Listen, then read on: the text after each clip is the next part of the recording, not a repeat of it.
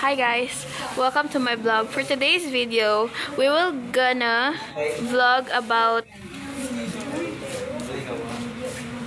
nonsense things. Tip number 1. If ganahan ka makapasar sa exam, baga kay kag nawong para magampo ra wala gibuhat. Ikaduha. Unsa inyo? Excuse me ma'am, interview ni ma'am. What do you do for a living? Ay, pabigat ade kasi mo. Yes, because I'm still studying. Hi ma'am, what do you do for a living? I'm Hindi man ikaw ang aking tinatanong. Aray, wag kang manakit ma'am, masama yan.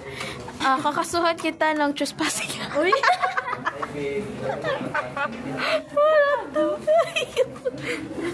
Ma'am, what do you do for a living? What do you do for a living? What do you do for a living?